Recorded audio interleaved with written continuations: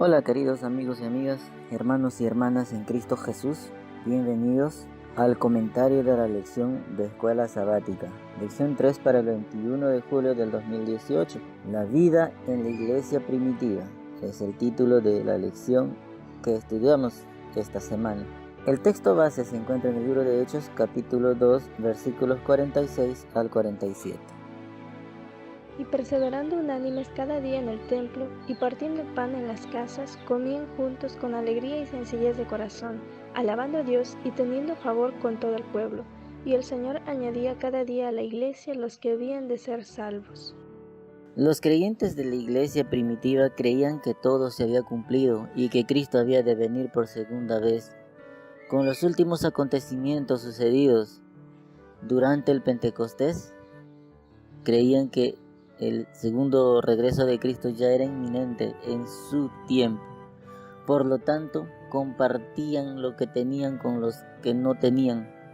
Los que tenían sus propiedades las vendían y las ponían a disposición de los apóstoles, pues creían que el tiempo había ya llegado y sus posesiones materiales les eran sin ningún valor a comparación de lo que ellos esperaban alcanzar en ocasión de la segunda venida de Cristo.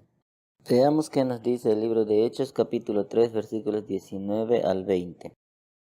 Así que arrepentíos y convertíos para que sean borrados vuestros pecados, para que vengan de la presencia del Señor tiempos de refrigerio, y Él envía a Jesucristo que os fue anunciado antes. Este texto también nos dice que el Señor añadía creyentes a su iglesia. Pero, ¿cómo podemos entender eso? ¿Cómo lo hacía? ¿Por qué lo hacía? ¿O a resultado de qué? ¿O consecuencia de qué? Si leemos bien, este texto dice que vivían unidos, unánimes en la iglesia, compartiendo lo que tenían. Tal vez hoy en día esto es lo que nos falta en nuestras iglesias. Porque muchas veces nos hemos preguntado, ¿por qué en mi iglesia no hay aumento de cristianos? ¿Por qué ya no hay bautismos? ¿Por qué en muchas iglesias ya no se bautizan como se lo hacía antes? Ya no hay esa unión que había antes. Ya no hay esos eventos de camaradería que sucedían antes. Tal vez es hora de que volvamos a tener la misma unidad espiritual que tenían los cristianos de la iglesia primitiva. Leamos a continuación lo que dice el libro de Hechos capítulo 4 versículos 10 al 11 para entender lo que nos quiere decir en esta ocasión la palabra de Dios. Sea notorio a todos vosotros y a todo el pueblo de Israel, que en el nombre de Jesucristo de Nazaret, a quien vosotros crucificasteis y a quien Dios resucitó de los muertos, por él, este hombre está en vuestra presencia sano. Este Jesús es la piedra reprobada por vosotros los edificadores, la cual ha venido a ser cabeza del ángulo. El libro de Hechos capítulo 3 nos narra la historia de un cojo que todos los días acostumbraba a sentarse en el templo que se llamaba La Hermosa para pedir limosna a los que allí ingresaran. Cuando vio a Pedro y a Juan que ingresaban, les pidió también limosna. Y Pedro mirándole le dijo, yo no tengo ni plata ni oro, pero lo que tengo te doy. Y en el nombre de Jesucristo, levántate y anda. Y el cojo comenzó a andar milagrosamente gracias al poder de Dios. Al ver esto, la multitud de creyentes que allí estaba se quedaron asombrados, atónitos. Entonces Pedro aprovechó para realizar su segundo sermón del día. Y les empezó a hablar de la palabra de Dios. Y las cosas que él dijo es el mensaje que aún hoy en día se sigue predicando, aunque en un contexto diferente. Pedro hizo énfasis en el Mesías sufriente, luego en el Mesías resucitado, luego en el Mesías exaltado en el cielo, que vendría otra vez y que necesita que los seres humanos nos arrepintamos de nuestros pecados para recibir el perdón que Cristo nos quiere dar. En el contexto en el que vivimos ahora, agregamos a este mensaje el mensaje del día sábado como día santo de nuestro Señor Jesucristo.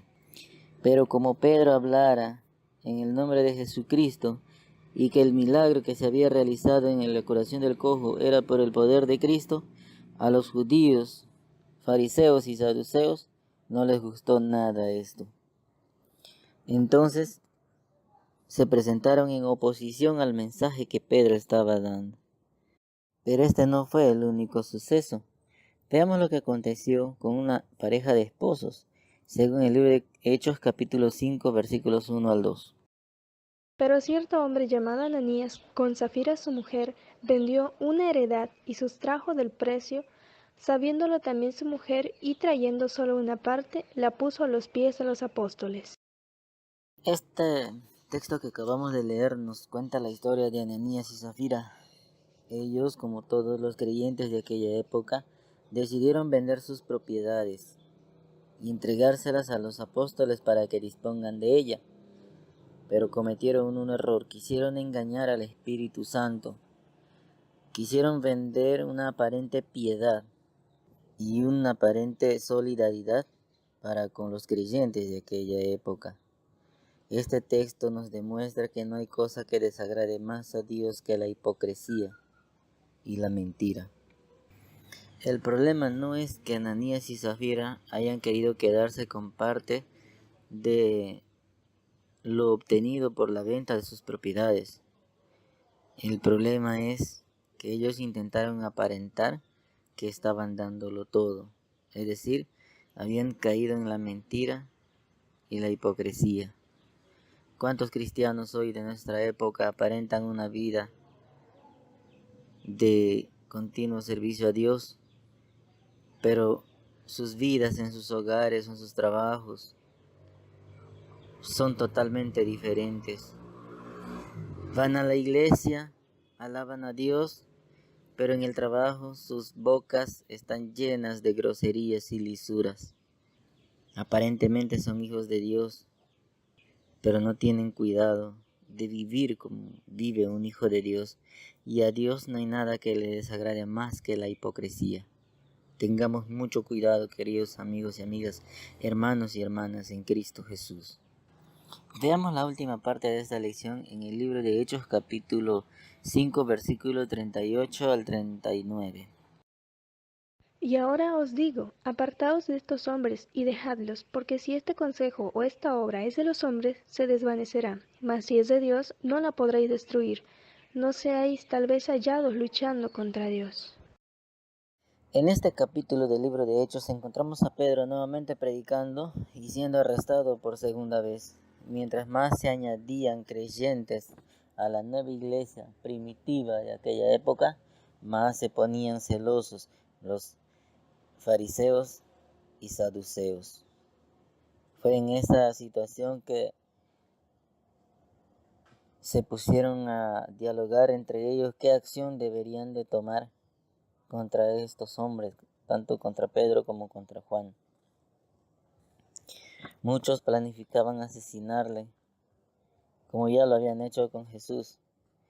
Pero entonces se levantó Gamaliel, que según la Biblia fue maestro de Pablo, quien sabiamente les dijo que dejaran a los apóstoles que hicieran su obra, que si no era por mandato o voluntad de Dios, ésta desaparecería por sí sola, pero que no sean hallados luchando contra Dios.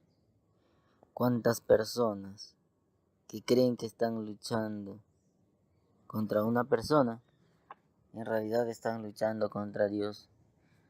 Cuando empieza la persecución contra los creyentes adventistas del séptimo día, como está escrito en las Sagradas Escrituras, muchos pensarán que están luchando contra un grupo de creyentes, de cristianos, o contra una secta como muchos nos llaman, pero no se darán cuenta que estarán luchando contra el mismo Dios.